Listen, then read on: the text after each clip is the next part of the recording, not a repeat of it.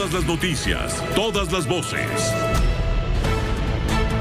¿Qué tal? ¿Cómo le va? Muy buenas tardes. Es el martes 29 de marzo. Le estoy saludando a nombre de todo el equipo que hace posible esta emisión informativa cotidiana de Grupo Fórmula Noticias. Al frente del equipo, Óscar Holguín. Buenas tardes, Óscar. Muy buenas tardes, Pepe, a ti y a los amigos del auditorio. Hoy saludamos al equipo de los técnicos. En la operación de radio, Álvaro López y Flavio Reyes. En televisión, Ariana Reyes está al frente del equipo. Gustavo Martínez y Enrique González en el switcher. En el playout, Miguel Guevara, Claudia Hernández y Cecilia Durán. Generador de caracteres, Gabriela Castro y Juan Carlos Cruz. Y desde luego, le damos las gracias a Uno TV por el apoyo y facilidades para la producción de este espacio informativo de Grupo Fórmula. Gracias, Óscar. Por supuesto, aquí estamos transmitiendo. Gracias también, claro, a la hospitalidad de Uno TV que nos permite lanzar esta transmisión informativa a distancia con respecto a nuestro máster de control allá en Avenida Universidad en Grupo Fórmula. Vamos primero con lo último. La Comisión Ambiental Metropolitana acaba de decretar triple no circula a partir de mañana. Laura Cardoso, tú tienes los datos y el comunicado que se acaba de dar a conocer apenas. Te escuchamos. Buena tarde. ¿Qué tal, Pepe? Buena tarde. Así es, se activa esta tarde, a partir de esta tarde a las 4 de la tarde fue cuando la Comisión Ambiental de la Megalópolis decidió activar esta alerta ambiental por ozono en el Valle de México, y es que las zonas más afectadas por este contaminante ha sido la Merced, la estación de la Merced y también de Santa Fe. Por eso se decidió aplicar un triple no circula, si no es que consideramos al resto de los autos serían más, Pepe, y van a dejar de circular mañana de las 5 a las 10 de la noche los siguientes vehículos. Vamos a poner atención porque está un poco complicado, Pepe, esto para que lo entienda la gente, pero como primer punto, los vehículos que dejan de circular mañana son todos los que tienen el holograma 2. Holograma de verificación 2, todos los vehículos dejan de circular mañana. Los siguientes son los vehículos también de uso particular con hologramas de verificación tipo 1, pero cuyo dígito numérico de la placa, del último número de la placa sea el 2, el 3, el 4, el 6, el 8 y el 0. Y también entran, Pepe, todos aquellos con verificación tipo 1, pero que su placa esté conformada por letras. Todos estos también dejan de circular. El tercer bloque, Pepe, son todos esos vehículos de uso particular con holograma de verificación 0 y 00, pero que tengan engomado rojo y la terminación de la placa sea 3 y 4. Ahí está, Pepe, este gran bloque de autos que mañana deja de circular. Es un triple, hoy no circula, y también se van a agregar a estos los vehículos con matrícula foránea de uso particular que no tengan holograma de verificación o que tengan el holograma tipo 1 o 2. Y también todos los vehículos con matrícula foránea de uso particular que tengan el holograma 0 y 00 con engomado rojo y terminación de placa 3 y 4. Ahí está, Pepe, son todo este bloque deja de circular mañana, y obviamente a las 8 de la noche la Comisión Ambiental de la Megalópolis estará emitiendo otro comunicado para ver si mejoraron las condiciones del aire y hay algún cambio en esta decisión. Pero en tanto se mantiene este triple hoy no circula para mañana, Pepe, con las recomendaciones para la salud, que todos ya sabemos, cuidarnos y sobre todo mantener el cubreboca puesto, porque la combinación de COVID y alta concentración de contaminantes es pésima para la salud, Pepe. Vamos a repasar nuevamente para beneficio de nuestra audiencia, porque sí, ciertamente es un poco complicado, pero si lo explicamos detalladamente, la gente lo va a comprender perfectamente. El triple no circula aplica desde mañana a las 5 de la mañana y hasta las 10 de la noche, todo esto hasta nuevo aviso. Número 2, los vehículos particulares con holograma verificación 2 no circulan, ninguno. Vehículos de uso particular con holograma de verificación 1, cuyo último dígito sea 2, 3, 4, 6, 8 y 0, así como aquellos con matrícula conformada con letras, no circulan. Vehículos particulares con holograma de verificación 0 y 00, pero que tengan engomado rojo, terminación placa 3 y 4, no circulan. Vehículos foráneos para uso particular que no tengan holograma de verificación o tengan holograma tipo 1 o 2, no circulan. Vehículos con matrícula foránea, placas foráneas, pues, distintas a la Ciudad de México, de uso particular, con holograma 0 y 00, engomado rojo, terminación 3 y 4, no circulan. Ahora, las unidades que transporten gas licuado de petróleo, pipas, semirremolques, cuya matrícula sea terminación par, tampoco circulan. Vehículos de carga local o federal dejan de circular entre las 6 de la mañana y las 10 de la mañana, con excepción de aquellos que se encuentren en el programa de autorregulación de la Ciudad de México o el Estado de México. Ellos lo sabrán sus propietarios. Y los taxis con holograma verificación 1 o 2, que deban dejar de circular de acuerdo con las disposiciones indicadas, les aplicarán la restricción a la circulación de las 10 de la mañana a las 11, hasta las 10 de la noche, 12 horas no podrán circular. Vaya que está ruda la restricción, del triple no circula, Laura. Así es, Pepe. De hecho, nunca se había visto esta extensión a todos estos automotores. Los únicos que quedan exentos, para que sí sepan que pueden circular, son los vehículos eléctricos o híbridos, también aquellos vehículos que porten holograma 00 o 0, cualquiera que sea su uso, con excepción de los vehículos con holograma 0 y 00 en color rojo, terminación de placa 3 y 4, o sea, solo el rojo, aquellos que gozan de este privilegio de tener 0 y 00, que ya habían quedado que estos jamás dejarían de circular, porque además recordemos que son los que tienen tecnología que ya prácticamente no emite con este tipo de contaminación. Sin embargo, ahora se agregan a esta alerta ambiental y a esta contingencia, a esta restricción vehicular. Así es que, pues, Pepe, esperar a las 8 a ver si cambia algo, pero no se ve que sea así, ¿eh? Correcto. Entonces, si persisten las molestias, además de consultar, consultamos al médico, consultamos al mecánico y consultamos la página de la Comisión Ambiental de la Megalópolis. Danos, por favor, la dirección, Laura Cardoso, porque a lo mejor lo dijimos muy rápido y alguna persona no tomó nota precisa y no queremos que mañana pueda ser sancionada. ¿Nos dices a dónde podemos asomarnos en el internet?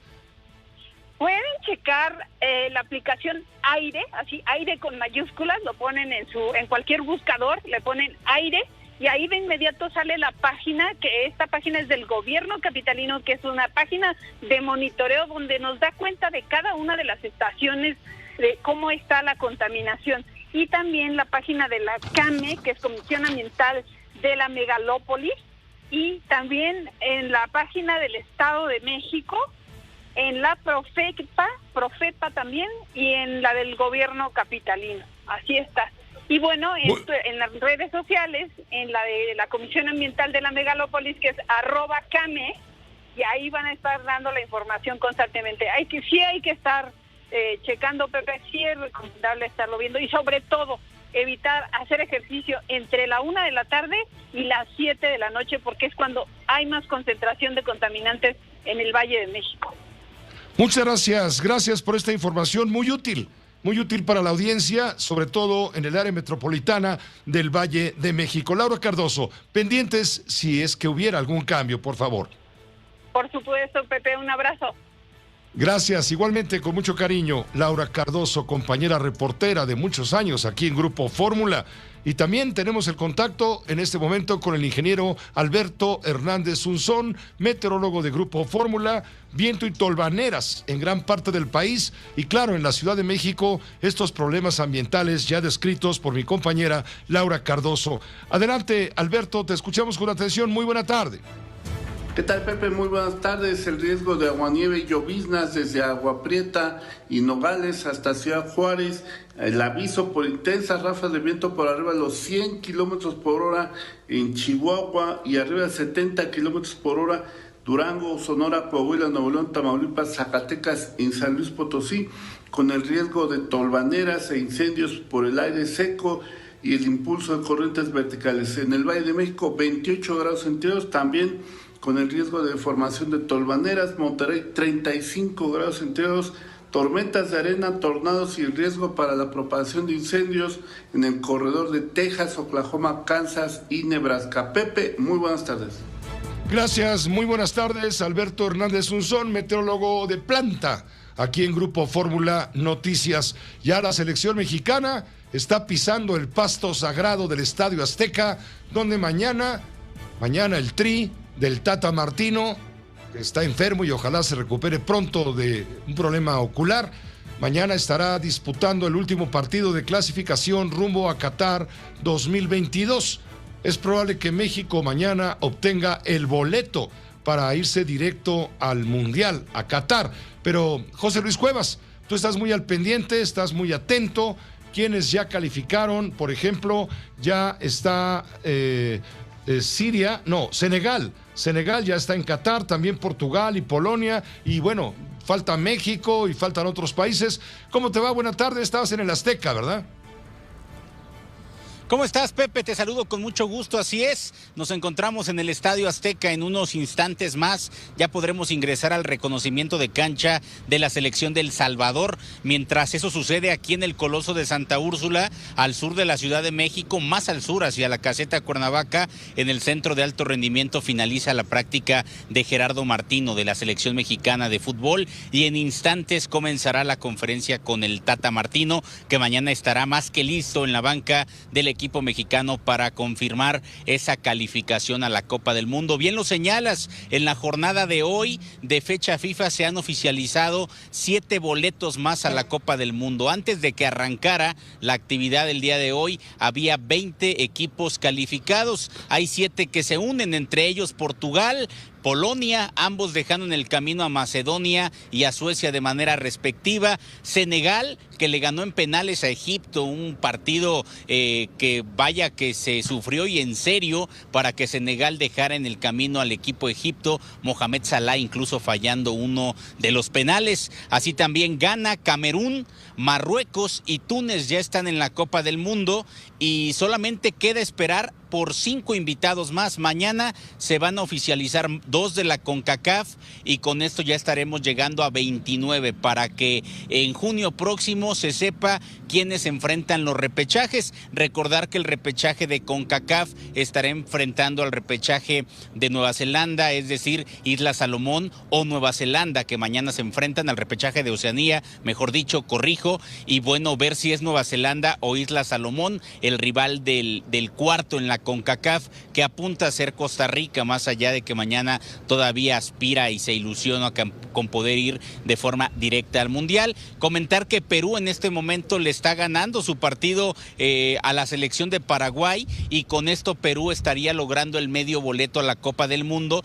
y estará enfrentando en este caso al ganador del duelo, en este caso entre Australia, que sigue buscando un boleto, y Emiratos Árabes Unidos. Así se reparte el entorno y en la UEFA Gales espera rival, Escocia o Ucrania. Esto se va a definir en junio. Recordar que el viernes es el sorteo mundialista y ya nosotros esperando por entrar a lo que va a ser el reconocimiento de cancha de El Salvador y perfilar lo que va a ser la alineación del equipo mexicano, ver qué variantes ocupa Gerardo Martino. Parece que Eric Gutiérrez tomará el lugar de Héctor Herrera y el tema de Alexis Vega, que podría tomar el costado de la derecha que ha sido titular en los últimos 2 partidos Jesús Manuel Corona. Esas serían al momento las principales novedades del equipo mexicano para mañana enfrentar a la escuadra de El Salvador.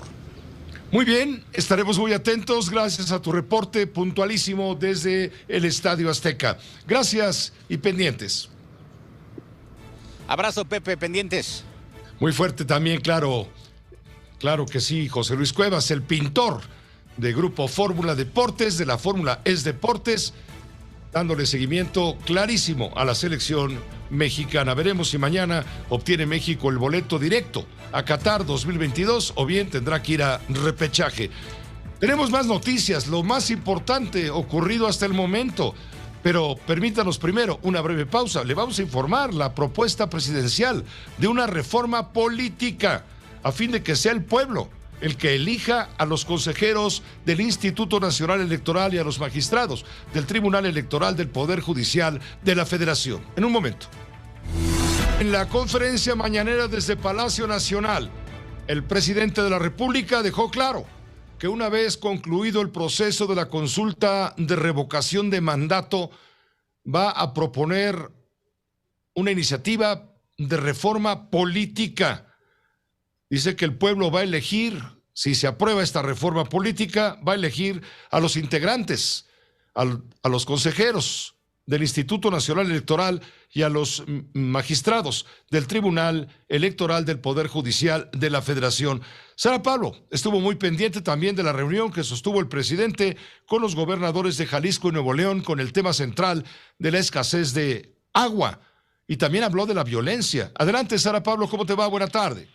Sí, Pepe, ¿cómo estás? Buenas tardes. Ya lo adelantó esta mañana el presidente Andrés Manuel López Obrador, que apenas pase esta consulta de revocación de mandato del próximo 10 de abril, y pues ya estaré enviando esta iniciativa de reforma electoral a la Cámara de Diputados, una propuesta que dice busca evitar que los consejeros, los magistrados se nombren por cuotas partidistas, que sea una decisión de las cúpulas. Señaló el presidente de la República que su propuesta, su planteamiento va encaminado para que sean los ciudadanos en una votación abierta quienes elijan a los consejeros y magistrados electorales. Él dijo que pues sería un mecanismo mediante el cual cada uno de los poderes, poder legislativo, ejecutivo y judicial, tendrían que presentar una propuesta con 20 nombres para sumar así 60, y de ahí pues que la gente vote. Quien obtenga mayor número de sufragios sería el presidente del órgano electoral. Lo vamos a hacer con la participación de todo el pueblo. ¿Al Senado o a la Cámara, presidente? A la Cámara de Diputados va primero. Okay. Y les adelanto, voy a proponer que sea el pueblo el que elija a los consejeros electorales y a los magistrados, de manera directa. ¿Por voto? Con voto abierto. No, permítame. El pueblo va a elegir de forma directa. Se acabó, o espero que se acabe, lo de los acuerdos cupulares, contrarios al interés del pueblo. Los consejeros son diferentes y magistrados. Pero ya vamos a plantear la reforma para que haya una renovación ¿completo? Y que lo haga el pueblo, los tres poderes.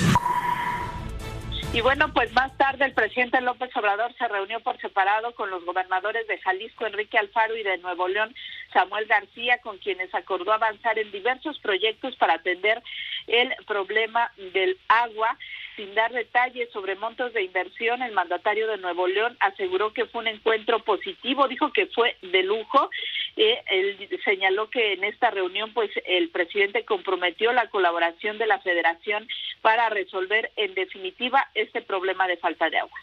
Estamos muy contentos por una gran reunión con el presidente Andrés Manuel. Vamos a arreglar el tema del agua de una vez por todas para Nuevo León, para la zona metropolitana. Vienen muchos proyectos de agua y también muy contentos porque estaba la gente de Banobras, de Comunicaciones y Transportes, de Hacienda. Vienen buenas noticias para Nuevo León, vienen más participaciones, más aportaciones, el proyecto del tren suburbano. Y en general, muy contentos y muy agradecidos con el presidente de tomar a Nuevo León en cuenta.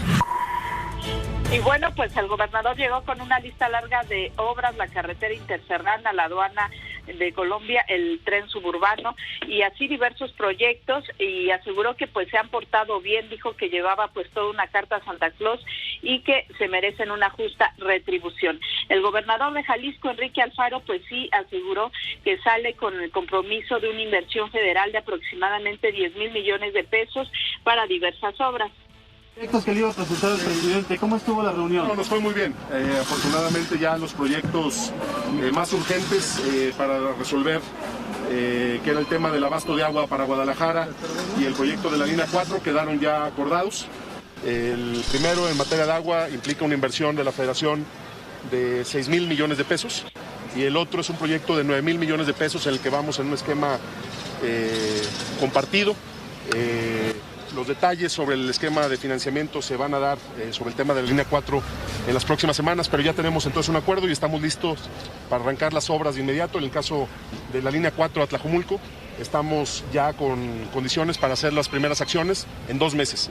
Y en el caso del agua, iniciarán ya de inmediato con los procesos de licitación para el primer tramo del proyecto, que es el acueducto El Salto Calderón, y eso nos va a permitir llevarle, cuando menos en corto plazo, 1 metro cúbico por segundo más a la ciudad de Guadalajara. Y bueno, luego de la psicosis que se generó en el aeropuerto de Cancún por la caída de 3 anuncios que provocaron estruendos, el presidente envió un mensaje de tranquilidad a turistas mexicanos, extranjeros. Dijo, hay calma en el país, la violencia está focalizada en algunos lugares específicos y tiene que ver sobre todo con enfrentamientos entre el crimen organizado. Atribuyó que se reportara como una balacera en principio, a que dijo, algunos solo están buscando las podridas. Hay que actuar con responsabilidad, con ética, en el caso de los medios, todos, las redes sociales y los medios convencionales. ¿Cuál sería el mensaje para los turistas que pues salieron asustados ayer, y el mensaje de que les reconfortaría para retornar y que tengan la confianza? Que México es un país con tranquilidad, con paz, que la violencia está limitada a muy pocas regiones del país y que tiene que ver más con el enfrentamiento de bandas. Pepe, el reporte que tengo. Completísimo. Gracias, Sara Pablo. Buena tarde mientras tanto. Hasta luego, buenas tardes. Hasta luego, buenas tardes. En un momento más tendremos comunicación con la doctora María Amparo Casar, siempre a todas horas en su juicio, para comentar esta iniciativa que reveló hoy el presidente respecto a buscar una reforma política de fondo una vez que concluya el proceso de consulta ciudadana para la revocación de mandato programada para el próximo 10 de abril, a lo que muchos de oposición ya reaccionaron diciendo que esta reforma no será sino un capricho presidencial. Pero antes vamos a hacer contacto al estado de Veracruz con el columnista, analista político Alejandro Aguirre Guerrero, en colaboración especial, porque hoy un juez negó la suspensión definitiva de amparo a José Manuel del Río Virgen, quien es el secretario técnico de la Junta de Coordinación Política del Senado de la República, quien está en prisión desde hace ya varios meses. Fue detenido el 22 de diciembre en los límites entre Veracruz y Oaxaca por elementos de la Policía Ministerial de Nueva York. Está acusado de homicidio calificado por la muerte de Remigio Tobar Tobar, candidato del partido Movimiento Ciudadano a la presidencia municipal de Cazones de Herrera, allá en Veracruz. Alejandro, ¿qué ha pasado con todo esto? El juez le niega el amparo a José Manuel del Río Virgen y también el gobernador del estado de Veracruz reaccionó de manera violenta. Te escuchamos con la información y detalles. Adelante. Hola Pepe, te mando un fuerte abrazo desde el estado de Veracruz. Mucha información en el tema del Río Virgen. Por ejemplo, desde muy temprano di a conocer que la Comisión Nacional de los Derechos Humanos emitió una recomendación, otra recomendación más en el tema del Río Virgen, como bien apuntaba, secretario técnico de la Junta de Coordinación Política en el Senado, y la CNDH determina que fueron violados sus derechos, Pepe, sus derechos humanos a la seguridad jurídica, a la libertad, al acceso a la justicia. De manera concreta, este organismo que preside Rosario Piedra acreditó que en la detención de Del Río Virgen se incurrió en violaciones a los derechos humanos, a la seguridad jurídica, a su libertad personal, a la violación al derecho de acceso a la justicia. La CNDH, además, Pepe, concluye que se violentó el interés superior de la niñez de la hija del político y académico veracruzano, porque es una niña menor de edad, padece autismo, y lo acompañaba al momento de su aprehensión. De manera concreta, la CNDH pide que a José Manuel del Río se le integre al registro de víctimas y que se emita el dictamen correspondiente, que aparte que se le repare el daño y se le considere justamente una víctima, así lo calificó la CNDH, esta recomendación dirigida a la Fiscalía General de Veracruz. Este tema, ya te imaginarás, Pepe, no cayó nada bien en el gobernador García, quien muy molesto, fúrico, desequilibrado, fue lo que comentó. Te voy a poner una parte de lo que comentó en la mañana, Pepe. ¿Quién es el juez que determina si hubo violaciones a los derechos o no? El juez. El juez no es la Comisión Nacional de Derechos Humanos, con todo respeto, ¿sí? En un caso penal se tiene que dirimir ahí mismo en esa instancia, en el Poder Judicial. Es una recomendación y no se ha demostrado que en efecto se violaron los derechos. Pero yo aquí lo digo muy claro y lo vuelvo a leer. ¿Por qué las instancias de derechos no ven por los derechos de la víctima y se empeñan en hacer valer las falsas violaciones a los derechos del presunto homicida? Señalar la cosa que se pronuncie al respecto de los derechos de la víctima, que es René Tobar, y la actuación de algunos personajes políticos que podrían interpretarse como obstrucción de la justicia. De hecho, Pepe, el propio gobernador García dejó claro que se está torciendo o insinuó que se está torciendo la justicia porque Del Río Virgen cuenta con amistades poderosas y que por ello se estaba torciendo la justicia. Y de hecho hoy, hace cuestión de hora y media, Pepe, el mismo juez que en su momento concedió un amparo, recuerdas, a José Manuel Del Río Virgen, es el mismo que en esta ocasión le niega la suspensión definitiva de su amparo. Este juez 17º de distrito, Jesús Arturo Cuellar, que es el mismo juez al cual criticó duramente el gobernador García y que el propio Consejo de la Judicatura salió a defenderlo. Bueno, ese mismo juez es el que hoy, hace cuestión de hora y media, le niega el amparo definitivo a José Manuel Del Río Virgen. Platiqué con la familia de Del Río Virgen, platiqué con la defensa y me dicen, ya me lo decían desde la mañana, que preveían que esto iba a ocurrir y que todavía a Del Río Virgen le quedan cuando menos 2 meses en prisión y al momento, Pepe, lleva 98 días en Pacho Viejo. Así este tema que ha dividido, por supuesto, también a los grupos morenistas. Te agradezco la información y los comentarios, desde luego, Alejandro Aguirre Guerrero, como siempre. Un saludo cordial. Un abrazo fuerte, Pepe. Gracias, buenas tardes. Un abrazo fuerte, sí. La reacción del gobernador fue muy fuerte en contra del juez Cuellar Díaz, que primero le otorgó un amparo a Del Río y ahora se lo niega. Dice que el juez no es la Comisión de Derechos Humanos. En fin, hay un conflicto de orden político que revela divisiones al interior del morenismo, cuando menos en Veracruz. Ha habido violencia hoy en San Luis Potosí. Tenemos contacto con Gerardo Duque.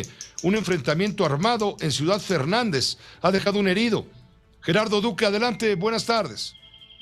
Pepe, muy buenas tardes. Pues fueron de hecho varios episodios prácticamente simultáneos ocurridos alrededor de las 14 horas de este martes en los límites entre la colindancia entre Ciudad Fernández y Río Verde, que son municipios de la zona media potosina. Por lo menos tras estos episodios, por lo menos un policía resultó herido, tuvo que ser trasladado en una patrulla baleada del frente y del costado, trasladado a recibir atención médica precisamente al hospital de Río Verde.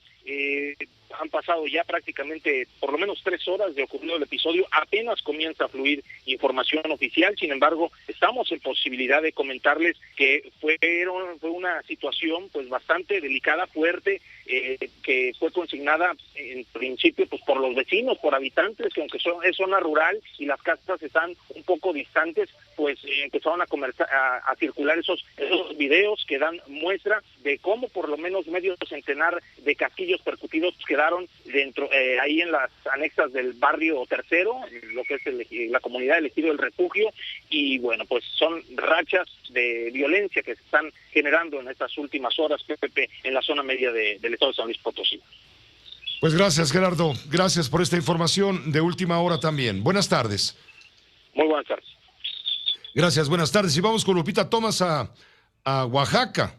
Lupita Thomas de la agencia Cuadratín tiene información de un enfrentamiento armado en Pinotepa, en la costa de Oaxaca. Lupita, adelante, ¿de qué se trata? Buena tarde. Hola Pepe, 7 personas probables integrantes de un grupo criminal fueron detenidos luego de una balacera suscitada en Pinotepa Nacional en la costa de Oaxaca. Esto ocurrió este martes poco después de las 12 horas. Los agentes de la Fiscalía del Grupo Fuerza Especial de Reacción Inmediata realizaban un cateo cuando fueron sorprendidos a balazos. Ellos repelieron la agresión y hubo 3 de los atacantes que resultaron heridos. Ya fueron trasladados a un nosocomio y quedaron bajo resguardo de las autoridades. En el cateo decomisaron 2 vehículos, armas de uso exclusivo del ejército, cartuchos útiles, chalecos antibalas y uniformes tácticos.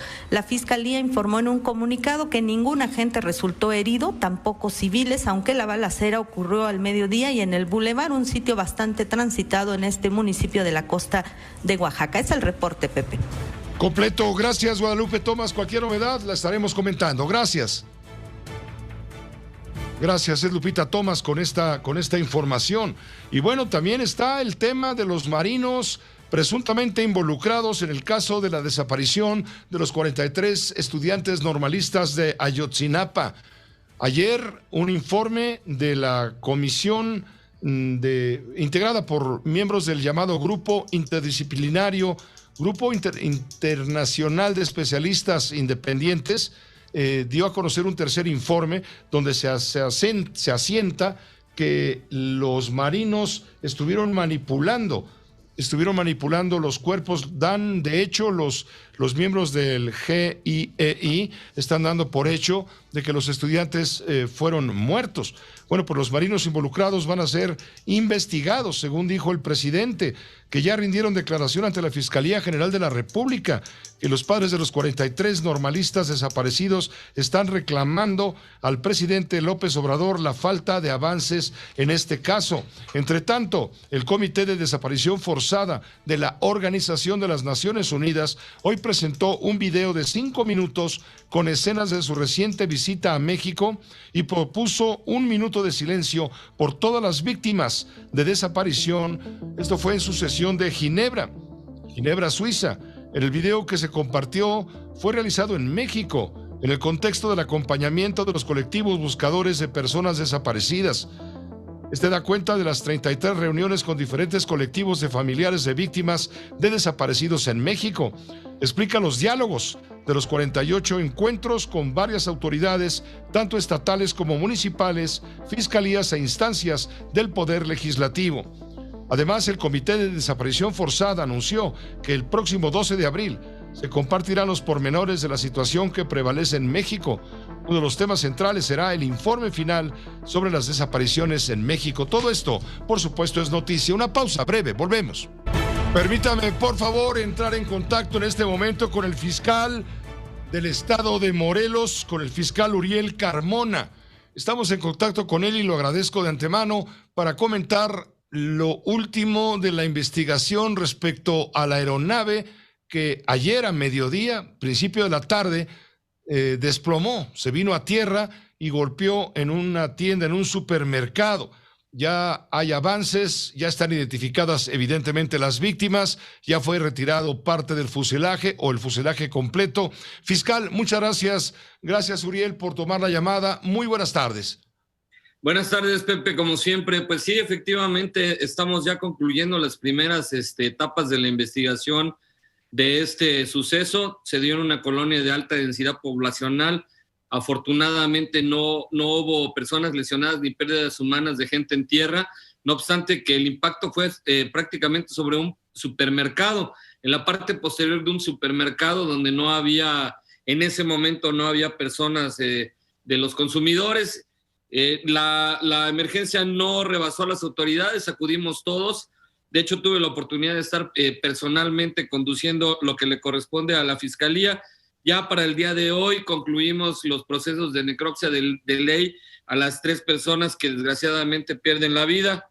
Se trata de Alejandra Ramírez, de 46 años, Mauricio Bianchino, que era el piloto de 47 años, Paulina López, copiloto de 34 años. Se trató de una avioneta King Air con matrícula mexicana N426EM y la aeronave ya corroboramos legalmente que despegó desde la ciudad de Acapulco con dirección al aeropuerto de Puebla, y al sobrevolar el territorio de Morelos intentó realizar un aterrizaje aparentemente de emergencia en el aeropuerto Mariano Matamoros de Cuernavaca, que es donde es la zona del impacto.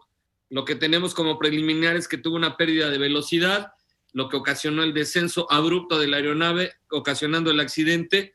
Y bueno, ya serán los peritos de Aeronáutica Civil quienes confirmen que se trató, cuál fue la causa de este descenso de la velocidad de la aeronave. Puede ser una falla mecánica, incluso una falta de combustible. Sin embargo, no está todavía confirmado pericialmente.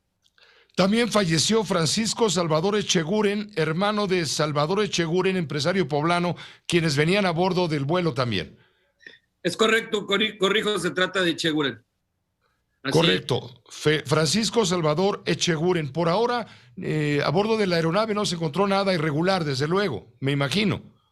No, fíjate que las autoridades municipales tuvieron un despliegue de inmediato. Los primeros en llegar fue la Policía Municipal de Temisco y Protección Civil de Temisco, muy profesionales. Ellos acordonaron el área y cuando llegó el personal de la Fiscalía estaba completamente intacto el evento. Intentaron algunas personas civiles de la colonia sacar a los pasajeros del avión, a quienes iban a bordo, pero el fuselaje estaba hermético y no lo pudieron hacer hasta que llegaron las autoridades. No tenemos ningún indicio de que se transportara ningún objeto que tuviera que ver con algo ilícito, como armas, drogas o dinero en efectivo. Absolutamente no. Los peritos intervinieron. Estuvo presente personal de la Sedena, Guardia Nacional, la Policía Morelos, bomberos, los cuerpos de rescate correspondientes y, por supuesto, la Fiscalía del Estado. Y bueno, estamos en el proceso de recabar los indicios y las pruebas, sobre todo con Aeronáutica Civil. Estamos en espera de los audios de torre de control para conocer las últimas comunicaciones que haya tenido el piloto y la copiloto con el aeropuerto internacional Mariano Matamoros de Cuernavaca, Morelos, y saber si a partir de ahí podemos saber cuál fue la razón que ocasionó el accidente, Pepe. Sí, porque la huella detectada por los satélites que ven la operación aérea planetaria, pues se identifica que en esa zona de Temixco, esta aeronave, que era la única que había alrededor en ese momento, tuvo una trayectoria muy, muy confusa, una trayectoria muy errática, lo cual lleva a concluir, de momento, en principio, a reserva de confirmarlo, que se trató de un asunto de carácter mecánico. Tengo entendido que también hubo 3 personas lesionadas, una mujer de 58 años, 2 hombres de 54 y 38 años respectivamente, quienes recibieron atención médica, están ya dados de alta. Sí, están fuera de peligro. Afortunadamente el avión no estalló en llamas, que es algo pues común en este tipo de accidentes. Ahí es una colonia popular altamente poblada y bueno que no pasó. Hubiera sido de consecuencias mucho más graves. ¿Ya entregaron los cuerpos de las víctimas?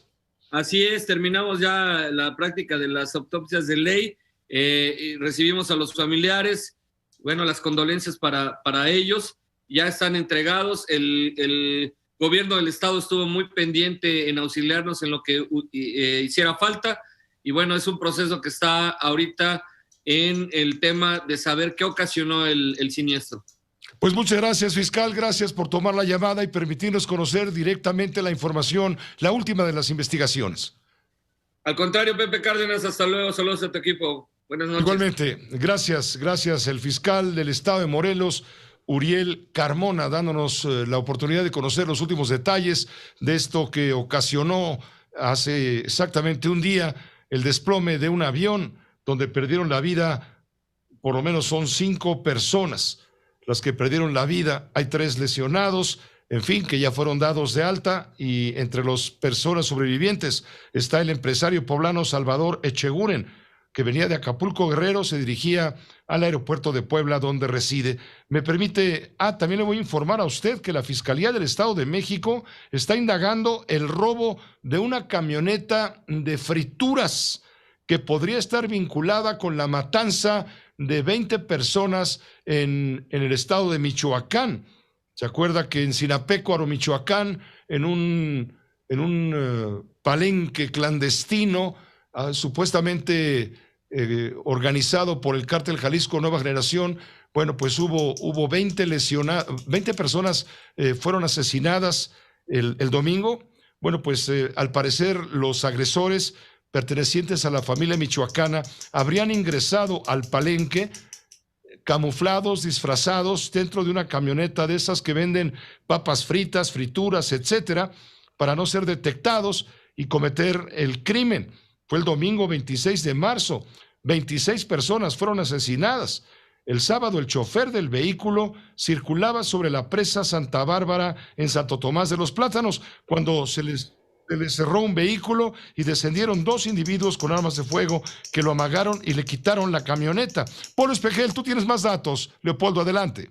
¿Cómo estás, Pepe? Muy buenas tardes. Efectivamente, hoy la Fiscalía General de Justicia del Estado de México informa que esta camioneta, propiedad de una empresa de frituras que fue utilizada presuntamente en esta masacre de 20 personas en un palenque de Sinapecuaro, Michoacán, el pasado domingo 27 de marzo, fue robada a un empleado de esa empresa el 25 de marzo, justo como lo señalas, Pepe, cuando él circulaba sobre la presa Santa Bárbara en el municipio de Santo Tomás de los Plátanos. Un vehículo le cerró el paso, lo amagó con armas de fuego. De hecho, lo privaron de la libertad por varios minutos, lo llevaron consigo dando vueltas, luego lo dejaron abandonado en un punto que hasta este momento pues está confirmando la Fiscalía Mexiquense, y posteriormente pues se llevaron la camioneta. La Fiscalía reconoce, Pepe, que se levantó la denuncia el pasado 25 de marzo por el robo de esta camioneta, por la cual, bueno, pues están llevando a cabo las diligencias, las investigaciones, Pepe, y esto es lo que está dando a conocer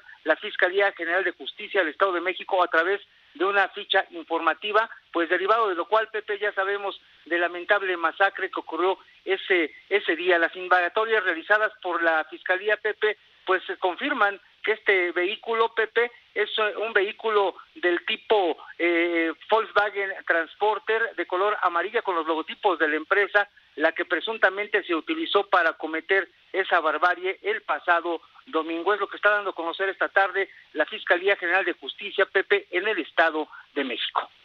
En coadyuvancia, claro, con la Fiscalía del Estado de Michoacán, que todavía no termina de averiguar exactamente qué fue lo que sucedió. Conocen los hechos, pero todavía no conocen las causas. Te agradezco muchísimo la información y los comentarios. Buenas tardes, Pepe, a tus órdenes. Que te vaya muy bien, muy buenas tardes. Y también le voy a comentar que los diputados están buscando eliminar el horario de verano. Analizan la iniciativa para proponer que termine el horario de verano, bajo el argumento de que este cambio genera alteraciones del sueño al afectar el ritmo cardíaco y aumentar la sensación de cansancio, irritabilidad, cambios de humor.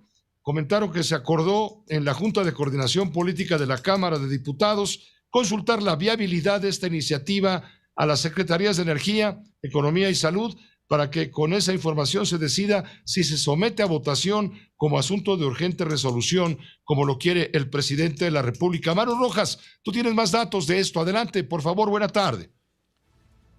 Sí, en la Junta de Coordinación Política que se tuvo ayer se acordó que estas indagaciones a las secretarías de cuáles los pros y los contras se llevarán a cabo precisamente el próximo jueves. Se va a preguntar al Pleno si consideran importante hacer esta petición a las dependencias encargadas de fijar este horario de verano, porque hay 2 peticiones ya de manera formal como iniciativas para eliminarlo. La de una diputada perredista que hoy subió a la Gaceta y la del diputado que es vicecoordinador del Partido del Trabajo, Gerardo Fernández Noroña. Ellos proponen eliminarlo porque los resultados no han sido tangibles y bueno, pues el próximo jueves el Pleno conocerá esta decisión, pero como el horario de verano en nuestro país empieza el domingo, Pepe, no daría tiempo para eliminarlo, al menos en este año. Tendría que transcurrir por lo menos otros 6 meses. Por lo pronto, el día 3, el domingo 3 a las 2 de la mañana, habrá que adelantar 1 hora el reloj, de acuerdo con lo que rige como ley en este momento respecto a los usos horarios en nuestro país. Ya se verá después si se aprueba esto, que es un empeño presidencial a lo que Andrés Manuel López Obrador se ha opuesto desde que era candidato a la presidencia, desde que se implantó el horario de verano en los años 90. Bueno, pues si procede Entonces ya veremos qué ocurre el mes de octubre cuando vuelve a cambiar el horario, atrasando una hora el reloj. Ya veremos. Gracias por este adelanto. Como siempre, Maru, muy buena tarde. Estamos pendientes. Estamos pendientes, sí, porque hay mucha información que se ha generado también desde la Cámara de Diputados, pero también tenemos mensajes de nuestros patrocinadores. Hace un momento comentábamos con usted en este espacio de Grupo Fórmula que el presidente de la República anunció, nos lo informaba Sara Pablo, anunció temprano en su mañanera una iniciativa de reforma política, en donde se va a buscar que en la reforma política el pueblo nombre a los consejeros del Instituto Nacional Electoral y a los magistrados del Tribunal Electoral. Todo esto a partir de que concluya el ejercicio democrático de revocación de mandato programado para el próximo 10 de abril. Bien vale la pena el comentario de la doctora María Amparo Casar, siempre a todas horas en su juicio, a quien comienzo por preguntarle, saludarla y preguntarle, ¿es necesario en este momento llevar a cabo una reforma política o es otro capricho presidencial? Mira, una reforma política yo pienso que siempre cabe. No tenemos un sistema electoral perfecto, pero sí digo que tenemos una de las mejores, no lo digo yo, se reconoce internacionalmente, uno de los mejores institutos para organizar elecciones y que está en manos de los ciudadanos. Siempre podemos mejorar, Pepe, y decir, bueno, más representación proporcional o menos, en fin, todas las reglas que tenemos en nuestra extensísima ley electoral.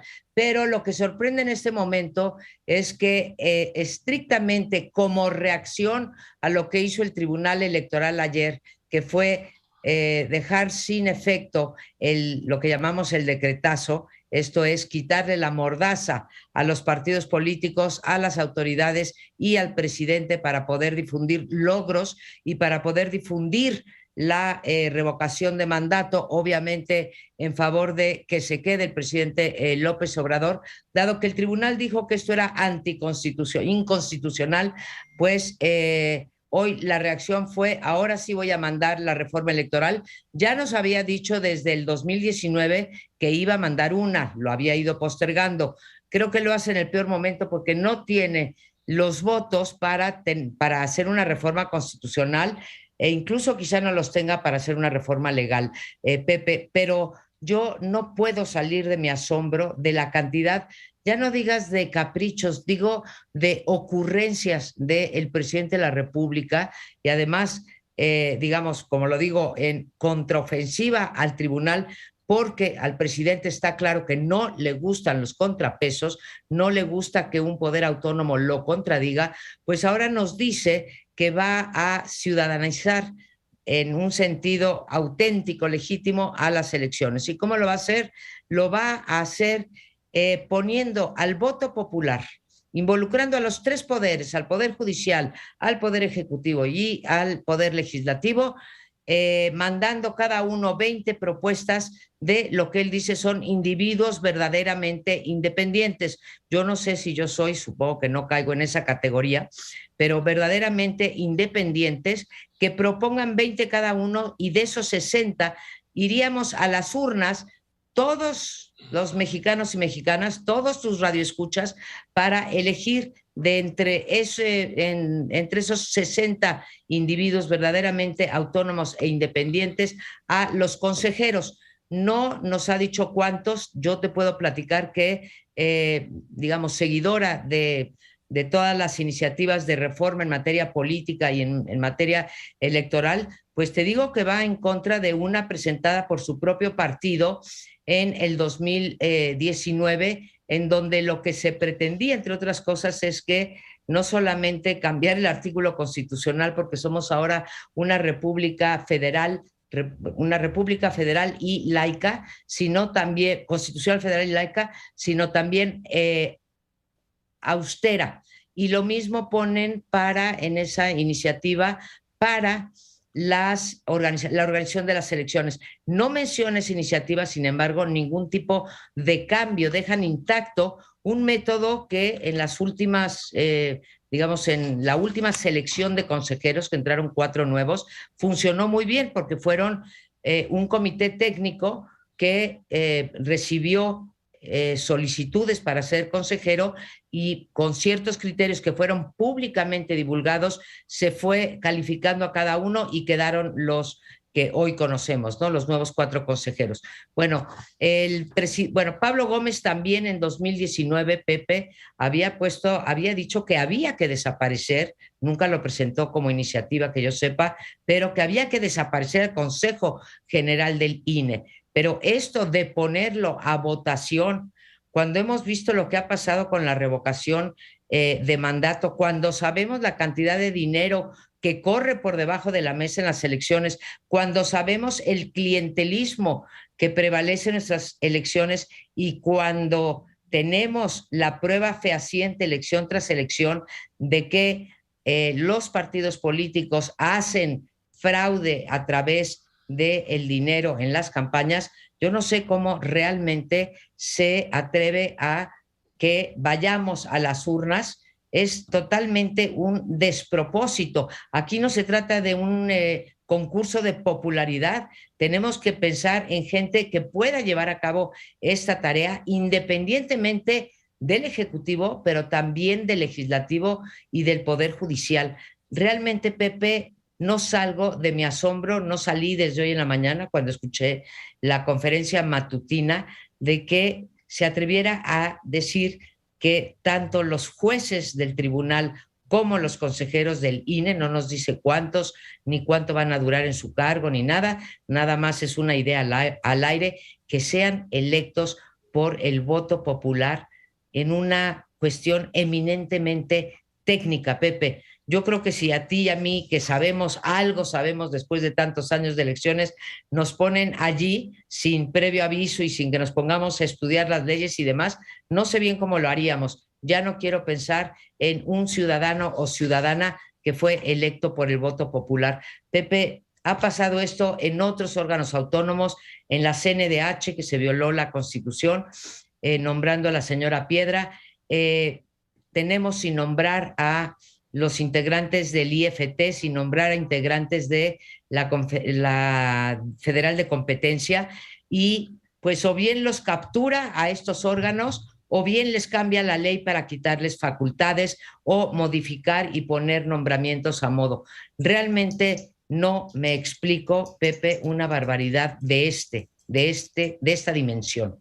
No sé tu opinión, Pepe, me gustaría saber, pero me parece realmente una ocurrencia y un capricho frente a una decisión, una resolución de un tribunal electoral que está, bueno, pues compuesto por 5 miembros que tienen que hacer el trabajo de ratificar o no las demandas que hay en contra de diferentes asuntos electorales. Bueno, el tema del capricho, que creo que es importante, hoy lo subrayaban representantes de los partidos de oposición allá en San Lázaro, señalando que como no tienen los votos para una reforma eléctrica y el presidente ya anuncia una electoral a capricho, solo puede sacar a los árbitros que no le son a modo. Es un capricho y locura que se topará con pared. Coinciden diputados de PRI, PAN, PRD, entre ellos el diputado panista Santiago Krill Miranda. Lo dijo de esta manera Santiago Krill. Pues mire, es otro de los temas que, por supuesto, vamos a votar en contra de cualquier iniciativa que tienda a afectar la autonomía y la independencia constitucional del INE.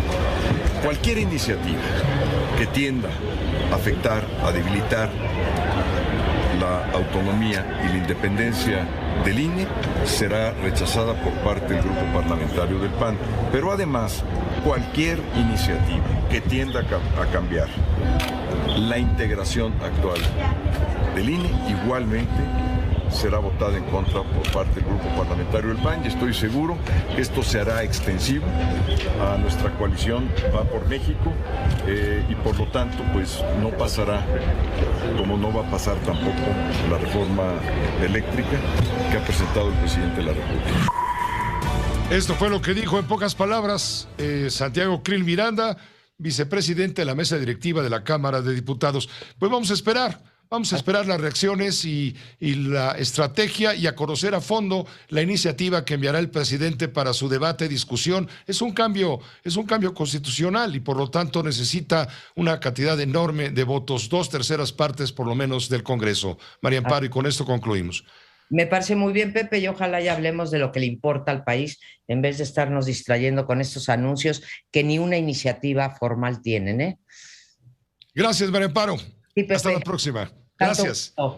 Gracias, que te vaya muy bien. Es la doctora María Amparo Casar, a todas horas en su juicio. Por cierto, hoy el INE, el Instituto Electoral, le ordenó a 13 mandatarios de Morena, estamos incluyendo a 12 gobernadores y la jefa de gobierno de la Ciudad de México, de Morena, del Partido Verde y del Partido Encuentro Social, les ordena bajar de sus redes sociales propaganda gubernamental o personalizada difundida en periodo prohibido, periodo de veda, por el proceso de revocación de mandato. Movimiento Ciudadano denunció a 18 mandatarios estatales por romper la veda. Sin embargo, la Comisión de Quejas del INE determinó que solo en 13 casos eran aplicables las medidas. Por ello, los gobernadores de Baja California Sur, Chiapas, Guerrero, Morelos, San Luis Potosí, Sinaloa, Sonora, Nayarit, Tabasco, Veracruz y Zacatecas, y la jefa de gobierno de la Ciudad de México tenían muy poco tiempo, 3 horas o algo así, para borrar los tuitazos o mensajes considerados como propaganda gubernamental o personalizada sobre cualquier plataforma oficial. Javier Giles, tú tienes más datos. Adelante, Javier. ¿Qué tal, Pepe? Te saludo con mucho gusto. La Comisión de Quejas y Denuncias del INE ordenó a gobernadoras y a la jefa del gobierno de la Ciudad de México, a gobernadores del Morena, bajen de sus redes sociales toda propaganda gubernamental y promoción personalizada durante el presente proceso de revocación de mandato, porque está prohibido por la ley. La petición es para la jefa del gobierno capitalino y los gobernadores de los estados de Baja California Sur, Campeche, Chiapas, Colima, Guerrero, Michoacán, Morelos, Nayarit, Puebla, San Luis Potosí, Sinaloa, Sonora, Tabasco, Tlaxcala, Veracruz y Zacatecas, quienes subieron publicaciones en sus cuentas de Twitter alusivas a propaganda gubernamental y promoción personalizada durante el presente proceso de revocación de mandato. Está prohibido hacerlo. La Comisión de Quejas y Denuncias determinó que no se está en presencia de un acto meramente informativo, espontáneo, o que encuadre dentro de las excepciones constitucionales para la difusión de propaganda gubernamental, y si se trata de la difusión expresa de logros y acciones del gobierno a su cargo. Por ello tienen un plazo que no podrá exceder las 3 horas a partir de que sean notificados para que eliminen estas publicaciones. También hacen un llamado a las y los gobernadores de Campeche, Colima, Michoacán, Nayarit, Puebla y Tlaxcala para que no aprovechen sus canales y vías de comunicación para difundir propaganda gubernamental. Otro aviso más, otra orden más de las autoridades electorales, un llamado a las y a los gobernadores, a los funcionarios morenistas para que no intervengan en este proceso de revocación. Lo último que informa el INE este día, Pepe. Muchas gracias, Javier Giles, como siempre. Buena tarde. Buena tarde a todos. Por cierto, en el Senado, Germán Martínez, del Grupo Plural, dijo que la iniciativa de reforma electoral del presidente López Obrador es un distractor para desviar la atención del grave problema de inseguridad que se registra en el estado de Michoacán, que por cierto es el estado donde nació el propio senador panista que fue en su momento, después estuvo con el presidente López Obrador en Morena, no como miembro de Morena, sino como parte del equipo de trabajo al frente del Seguro Social. Germán Martínez, muy cercano a Felipe Calderón en su momento, ahora dice, soy senador del Grupo Plural, esta iniciativa es un distractor, lo que comentábamos con María Amparo Casar. Una pausa muy breve, volvemos. Ayer, al principio de la tarde, la Suprema Corte de Justicia de la Nación dio por concluida una de las mayores atrocidades visibles en la procuración e impartición de justicia. Hablo de por lo menos los últimos tiempos. Por un fallo unánime de los 11 ministros y ministras para liberar a Alejandra Cuevas y su madre Laura Morán, víctimas de una venganza personal del fiscal Alejandro Gertz Manero, fiscal general de la República, confirmó la Corte que se inventaron delitos por consigna. Hubo violación a los derechos humanos, al debido proceso, delitos de género, actuación ilegal de funcionarios públicos, cómplices que deberían estar en la cárcel. Ahora, la paliza de la Corte deja claro que Gertz Manero pues torció al sistema, abusó de sus influencias, manipuló a funcionarios judiciales como si fueran títeres, quienes junto con él pisotearon leyes y todo lo hicieron mal. Este fallo de la Corte alcanza para liberar a las perseguidas, a Alejandra Cuevas. El estornudo es de Leo Zuckerman. Perdón, Pepe, perdón. Ahorita va a entrar Leo Zuckerman, que estaba conectado para el aire, pero en fin, le decía, el fallo de la Corte alcanza para liberar a las perseguidas, pero no alcanza para que el responsable de abusos de poder y sus cómplices paguen el costo de su proceder. Creo que el tema merece el comentario de Leo, pero antes lo que dijo el presidente. El presidente de la República nuevamente le reiteró a Gertz Manero su confianza, lo bendijo con su confianza. Y bueno, de paso pone en evidencia que la Fiscalía de la República no es autónoma y mucho menos lo es su titular. Lo dijo de esta manera el presidente por la mañana. Celebro que se haya tomado esa decisión por la Corte y creo que es la mejor manera de enfrentar las controversias, los conflictos, los problemas, el que nos ajustemos al marco legal y que prevalezca un auténtico, un verdadero Estado de Derecho.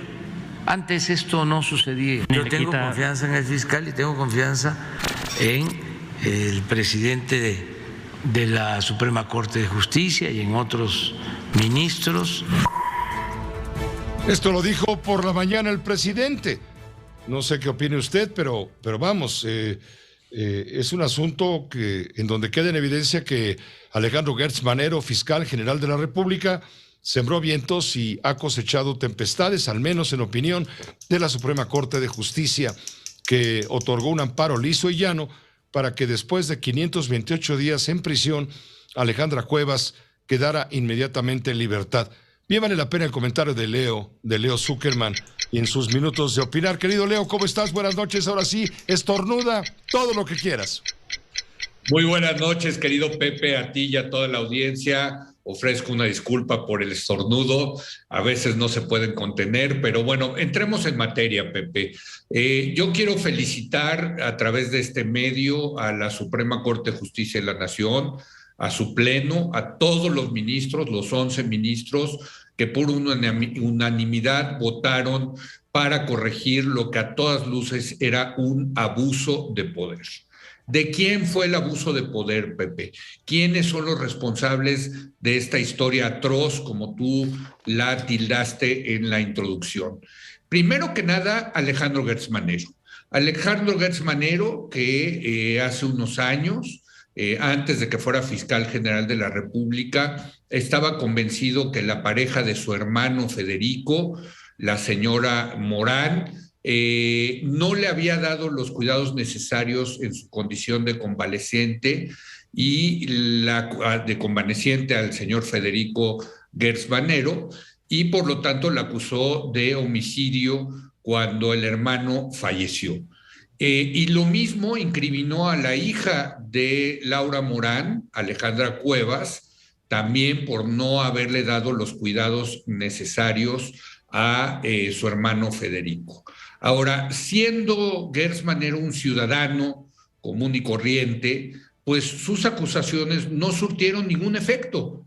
No se persiguió judicialmente a estas dos mujeres porque no parecía que los alegatos y las pruebas del señor Gertz Manero, Alejandro Gertz Manero, fueran lo suficientemente fuertes, contundentes, para efectivamente perseguir judicialmente a Laura Morán y Alejandra Cuevas.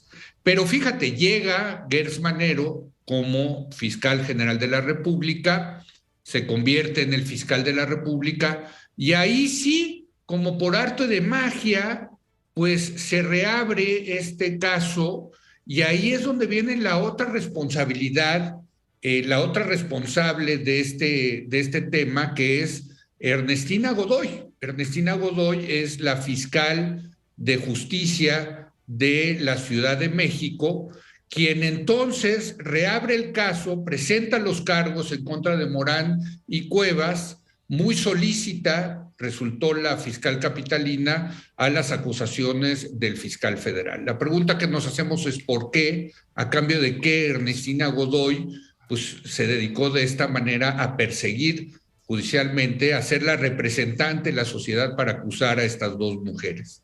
Por cierto, una de ellas, Pepe Laura Morán, vale la pena decirlo, de 96 años de edad, ¿no? Y bueno, pues las palancas le funcionaron al señor Gertz Manero porque a Morán le dictaron orden de aprehensión y a Cuevas la encarcelaron. Y acá también hay que decir que se confabulan dos jueces, la jueza 67 penal de la Ciudad de México, Marcela Ángeles Arrieta, quien le dicta un auto de formal prisión a Alejandra Cuevas, y luego ese auto de formal prisión lo confirma el juez en funciones de magistrado Octavio Ceballos Orozco. Entonces, por lo menos aquí hay 4 responsables muy claros del abuso de poder. Recapitulo: Alejandro Gertz Manero, Ernestina Godoy, Marcela Ángeles Arrieta y Octavio Ceballos Orozco, quienes abusaron de su poder para tratar de meter a la cárcel a una señora de 96 años y meter a otra a la cárcel. ¿Quién? Pues esta Alejandra Cuevas, Pepe, que se pasó 528 días en la cárcel. Más de un año, Pepe, hay que decirlo, estuvo en la cárcel. 18 meses exactamente. Exactamente, Pepe. Y bueno, pues ayer los 11 ministros de la Corte, los 11 dicen no hay pruebas para atribuirle el fallecimiento del señor Federico Gertz a Alejandra Cuevas, tampoco a la señora Laura Morán. Ni una ni otra se le puede decir que fueron culpables, y lo están diciendo los 11 ministros del Tribunal Máximo de nuestro país, que no hay pruebas para inculpar a estas dos mujeres. Afortunadamente ayer mismo salió Alejandra Cuevas del penal y bueno, pues se corrigió una injusticia. Se corrigió, Pepe, quiero ser muy claro con el verbo corregir, porque entre que son peras y son manzanas, la señora Alejandra Cuevas se pasó 528 días en la cárcel por la obsesión de Alejandro Gertz Manero de meterla en la cárcel y con la confabulación de Ernestina Godoy, la fiscal de la Ciudad de México, y estos dos jueces, Pepe. ¿Crees tú, Leo Zuckerman, perdón te interrumpa, ¿crees tú, Leo Zuckerman, que ante estas evidencias, ante estos hechos, avalados de manera unánime por ministros y ministras de la Suprema Corte, debería llevar al Estado mexicano a destituir al fiscal general de la República, Alejandro Gertz Manero, toda vez que provoca un daño a la autoridad moral de la Fiscalía, siendo su titular?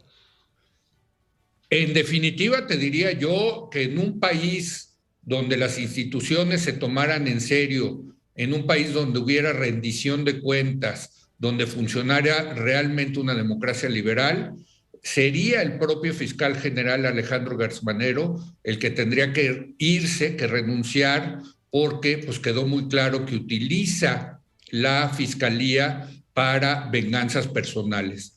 E incluso lo vimos en esas, tú recordarás, grabaciones ilícitas que salieron, donde se ve que es muy claro que utiliza a la fiscalía para el litigio de este caso que es en personal. Es decir, los abogados que le están preparando el caso y la estrategia es un fiscal, uno de sus subordinados, quien le lleva precisamente este asunto, Pepe.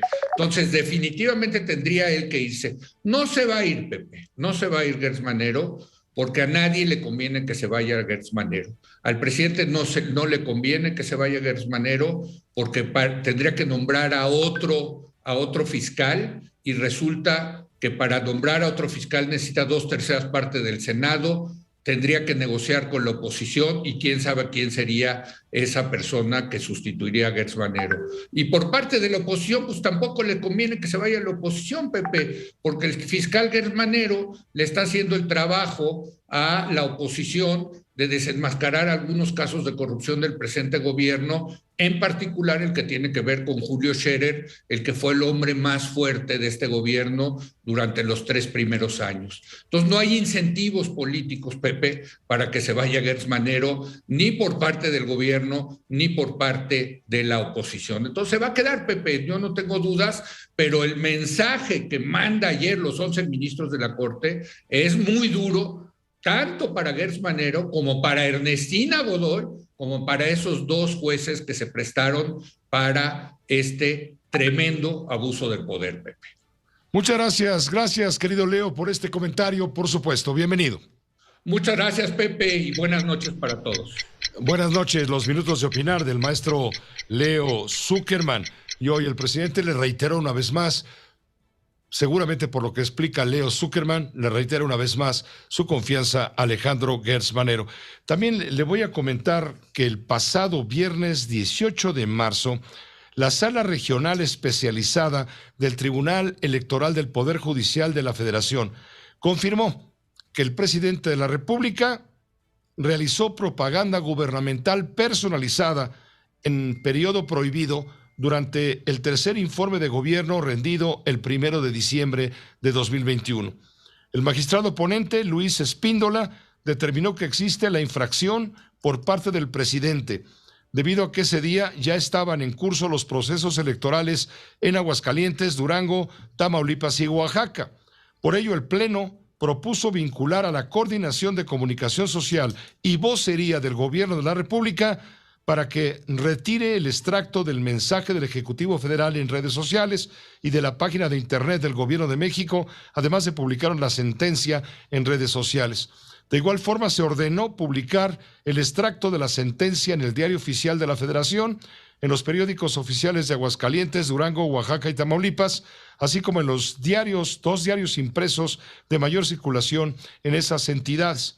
Los magistrados también vincularon por vez primera al INE y a los órganos públicos electorales de esos estados para que publiquen el extracto de la sentencia en su página de Internet. Bueno, pues hoy el Tribunal Electoral del Poder Judicial exigió al presidente publicar esta sentencia.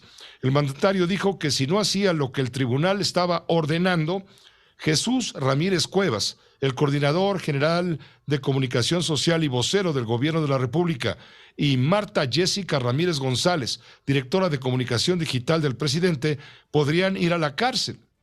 Esto porque el presidente emitió en ese discurso que se transmitió en las cuentas de redes sociales y página oficial de Internet del gobierno y del presidente, así como en distintas estaciones de radio y televisión con cobertura en Aguascalientes, Durango, Oaxaca y Tamaulipas, entidades que a esa fecha ya habían iniciado sus procesos electorales y se añaden en el documento. Entonces el presidente reprocha al tribunal por obligarlo a publicar la sentencia, pero ya la publicó esta tarde el presidente de la República para evitar consecuencias en contra de Jesús Ramírez Cuevas, el vocero presidencial, y Marta Jessica Ramírez González, directora de Comunicación Digital.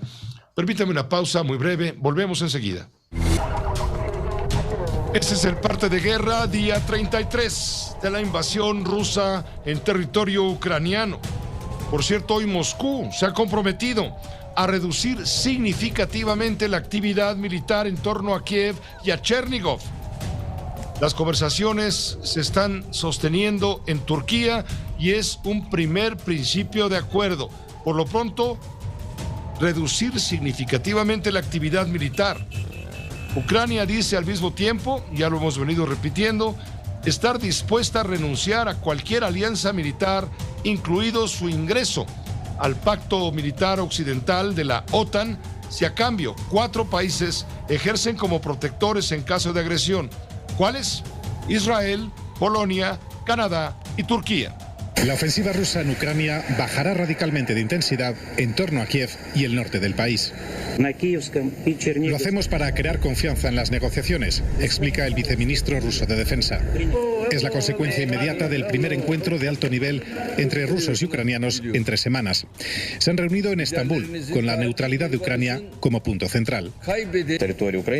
Y Kiev, aseguran sus emisarios, dice estar dispuesta a ser neutral, a renunciar a la OTAN y a las bases extranjeras a cambio de garantías de seguridad. Los negociadores ucranianos también ven posible un próximo encuentro Zelensky-Putin. Resultados concretos, pedía el anfitrión Erdogan al inicio de un encuentro que no será definitivo. Porque Moscú avisa de que, tarde o temprano, también tendrán que hablar con Estados Unidos. Las relaciones, dice el portavoz de Putin, no están rotas, a pesar de que Biden ha llamado carnicero al presidente de Rusia. Estas negociaciones efectuadas este día martes, tiempo de nosotros, desde luego, realizadas allá en Turquía, pues no fue como las anteriores reuniones en Bielorrusia. Los negociadores fueron prácticamente encerrados para tratar de buscar acuerdos. Ahora hay que ver qué tan reales son estos compromisos alcanzados o si solo buscan tiempo para un reposicionamiento militar de las tropas rusas. Tenemos el contacto a Washington con Armando Guzmán, corresponsal de este espacio informativo. Armando, muy buenas noches para ti, 8:35 de la noche en la capital estadounidense. Adelante, Armando, te escuchamos con atención. ¿Qué tal, Pepe? Saludos. Esta mañana empezaron las negociaciones de paz entre Rusia y Ucrania y lo hicieron en Estambul. Y esto ocurre porque el presidente de Turquía es quien está siendo el mediador y el que está auspiciando todo esto para que se llegue a un acuerdo pronto y para que no se vayan a desviar las partes, que es lo que ha ocurrido en las pasadas reuniones que ha habido en Bielorrusia. Esto de Turquía es completamente distinto y fue tanto que los dos principales negociadores fueron encerrados por el presidente Erdogan de Turquía en una sala antes de la reunión para que llegaran a un acuerdo acerca de lo que iban a discutir y para que se pusieran metas acerca de lo que iban a decir. Entonces, esto es completamente distinto a lo que había ocurrido anteriormente. Ahora, eso no quita que haya desconfianza entre las dos partes, y la desconfianza era de tal grado, Pepe, que ninguna de las dos partes quería tomar nada de lo que había en la mesa. Generalmente en estas mesas de discusión se ponen o aguas o sodas o algunos bocadillos, algunas cosas así, para que la gente las consuma durante el tiempo que están negociando. Nadie quiso tocar absolutamente nada por temor a ser envenenado. Ese es el nivel de desconfianza que hay. Ahora, todo esto obviamente a Turquía no le gusta, pero lo entienden. Y al final del día, después de negociar durante muchas horas, al final del día reportaron algunos avances. La situación no es fácil, porque lo que está buscando Ucrania es que haya un completo cese al fuego. Rusia no está de acuerdo en que haya un cese al fuego, aún mientras tienen estas conversaciones. Esa es una. La otra, la negativa de Rusia a que Ucrania sea parte de una organización militar, y cuando tú lees la descripción de lo que hacen, obviamente están hablando de la OTAN. Entonces hablan de organizaciones militares para la defensa común de Europa, etcétera, o para asociaciones o agrupaciones de países que se unan para fines de defensa. Eso parece la definición de la OTAN. Ese es otro de los problemas, pero el señor, el presidente de Ucrania dice que está de acuerdo en firmar ese tipo de cosas. Y la cuestión que es todavía más seria es si esto en realidad es una forma en la que Rusia está tratando de llegar a algún tipo de acuerdo de paz, o simple y sencillamente es una treta de las dos partes para reposicionarse militarmente y continuar con las hostilidades. Ahí es en donde estamos esta noche. Eso es lo más importante que ha ocurrido hasta hoy. Y esperamos ver qué es lo que ocurre en las próximas horas, porque nos dicen que podría haber algún tipo de anuncio importante salido de todo esto. Vamos a ver. Pero hasta ahora es lo que tenemos. Regreso contigo a la Ciudad de México, Pepe. Es bastante, además, Armando. Muchas gracias. Pendientes de lo que tú adelantas, que puede darse como un anuncio pronto, un anuncio importante. Por lo pronto le digo a usted que los ataques continúan y al menos 12 personas murieron y 33 resultaron heridas tras un bombardeo a un edificio gubernamental ucraniano en Mykolaiv, ciudad situada al sur de Ucrania. El martes por la mañana hubo un ataque contra la oficina de la Administración Regional de la ciudad de Mykolaiv, en el sur de Ucrania. El gobernador Vitaly Kim publicó una foto que muestra un enorme agujero en un edificio. Dijo que sucedió justo antes de las 9 de la mañana, cuando la gente acudía a trabajar. ¿Qué significa? Significa que los ocupantes cambiaron de opinión y no avanzarán hacia Mykolaiv. ¿Por qué? En un enfoque clásico, si desea tomar un lugar, necesita un centro de control de la región con todas las conexiones por cable, redes, administración y comunicación. Entendieron que no tomarían Mykolaiv. Ni hablar. Han decidido enviarme un mensaje de hola a mí y a todos nosotros. Gracias. Lo recibimos. Sacamos conclusiones. Reaccionaremos en consecuencia. Mientras tanto, en la ciudad de Mariupol, en las costas del mar de Azov, el Mar Negro también, se vive una situación catastrófica. Es la alerta que lanzan las autoridades locales. El gobierno ucraniano reporta al menos unas 5.000 muertes y denuncia que debido a los bombardeos desde hace 10 días no se entierra casi a nadie. Además, estimó que dada la cantidad de personas bajo los escombros, podría haber unos 10.000 muertos y todavía se reportan unos 160.000 civiles atrapados. A Mariupol, antes de 450.000 habitantes, ha llegado el líder checheno Ramzan Kadyrov para apoyar a sus tropas que participan con Rusia para tomar el control del lugar. Si la urbe cae, Rusia conectaría Crimea, que se anexionó en 2014, con las regiones separatistas prorrusas del Donbass. En el este de Ucrania, según el Ministerio Británico de Defensa, más de 1.000 mercenarios rusos de la empresa privada paramilitar Grupo Wagner fueron desplegados. En este contexto alarmante y ante una probable invasión de tropas bielorrusas a Ucrania, en alianza con Rusia, claro, las regiones fronterizas del país invadido esperan su llegada con misiles antitanque, fusiles cargados y barricadas. Ante los indicios de una posible invasión de tropas bielorrusas en alianza con Rusia, las regiones fronterizas de Ucrania aguardan su llegada con misiles antitanque listos, fusiles cargados y barricadas levantadas en todos los accesos. En la ciudad de Kovel, a 70 kilómetros de la frontera con Bielorrusia, en el noreste del país, una barricada de más de 2 metros de sacos de arena bloquea la entrada al ayuntamiento, custodiado por varias decenas de reclutas y voluntarios, mientras la gente hace vida normal. El pueblo bielorruso no quiere luchar contra nosotros, pero otra cosa es lo que quieren Putin y Lukashenko. Son criminales acostumbrados a matar disidentes y pegar a manifestantes, asegura EFE uno de esos uniformados, Alexander Javinsky. Es cabecilla del grupo Aidar, una milicia de voluntarios que nació en 2014 para luchar del lado de Ucrania en el Donbass. Ante esta crisis, el presidente ruso Vladimir Putin y su homólogo francés Emmanuel Macron conversaron telefónicamente. Los resultados de las negociaciones en Estambul fueron discutidos durante una plática telefónica que el presidente sostuvo con su par francés. Además, los líderes intercambiaron posiciones sobre varios aspectos de la crisis ucraniana, presentando especial atención a la situación humanitaria. El mandatario ruso informó a su homólogo galo sobre los detalles de la asistencia urgente brindada por los militares del país eslavo a la población. En particular, los uniformados rusos organizan una evacuación segura de los civiles, incluso de Mariupol. Respecto a esta ciudad, Vladimir Putin subrayó que para solucionar la grave situación que se está viviendo, los nacionalistas ucranianos deben dejar de resistir y de poner las armas. Entre otros asuntos, los líderes abordaron la transición a los pagos en rublos por los suministros de gas natural de Rusia hacia los países europeos. Hoy el presidente ucraniano Volodymyr Zelensky habló ante el Parlamento de Dinamarca. Pidió intensificar las sanciones contra Rusia por el conflicto bélico en su país. Lo que las tropas rusas están haciéndole a Mariupol es un crimen contra la humanidad. Es algo que está sucediendo enfrente de los ojos de todo el mundo, en tiempo real.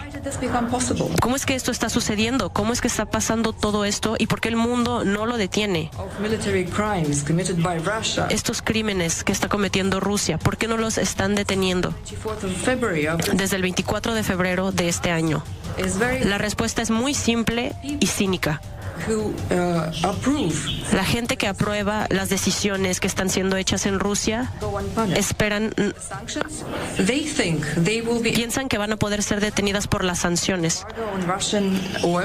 Un embargo en el petróleo ruso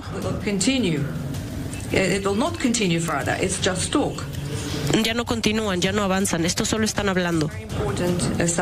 Es un tema muy importante y son preocupaciones y un sentimiento de preocupación en todos.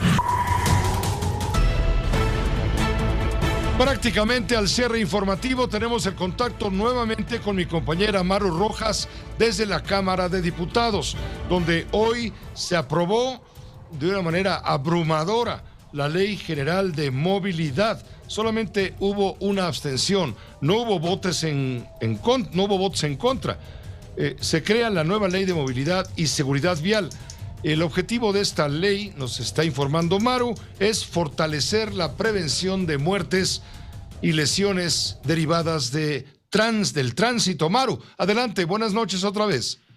Fue después de un receso de 5 días por la falta de consensos para la aprobación de este dictamen que elaboraron los senadores y que buscaba la unanimidad en la Cámara de Diputados, donde se había programado para su discusión, Pepe, en 3 ocasiones. Por fin hoy se expide la Ley General en materia de movilidad y seguridad vial, que como bien lo dices, son 82 artículos que señalan incluso derechos que tienen aquellos sectores vulnerables como discapacitados, como ciclistas e incluso los familiares de las víctimas de un accidente de tránsito.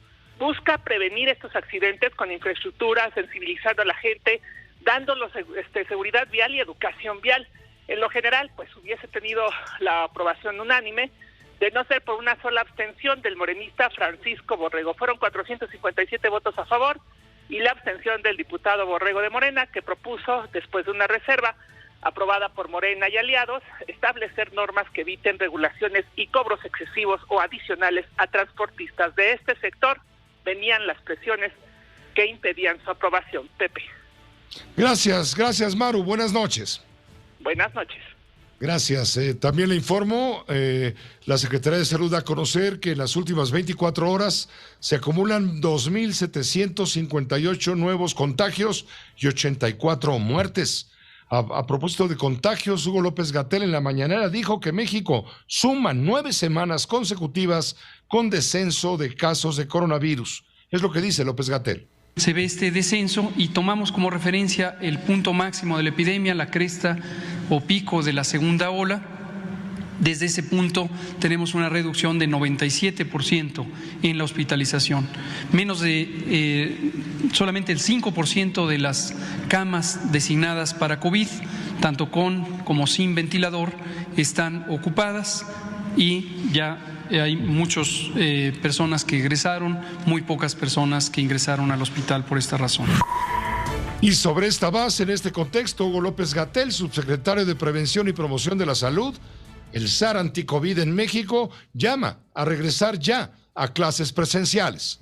De un monitoreo de más de 115,000 escuelas que representan la muestra a nivel nacional de este monitoreo especial, solamente 8 en este momento, en esos 5 entidades federativas, Baja California, Morelos, Puebla, San Luis Potosí y Zacatecas, solamente 8 están afectadas. Entonces, el mensaje es muy claro. Gracias, Carlos Guzmán de ABA Noticias, por preguntarlo. Lo que dijo la maestra Delfina, estamos completamente de acuerdo, lo hemos estado trabajando todos juntos y además le reportamos al presidente todas las semanas lo que está ocurriendo en las escuelas. Y, como lo dijimos desde el 30 de agosto, ya deberían abrir todas las escuelas. Es lo que dice Hugo López-Gatell, y al mismo tiempo en Coahuila se anuncia la vacunación a menores de entre 5 y 12 años de edad. Una pausa, volvemos. Su opinión. Hasta aquí llegamos con lo importante de la información. A nombre de todo el equipo, gracias por su atención, por su confianza y todo lo demás. A continuación, en estas frecuencias de radio, sintonice la Fórmula Financiera con los periodistas Mari Carmen Cortés, Pepe Yuste y Marco Antonio Mares y Leonardo Curcio en Telefórmula.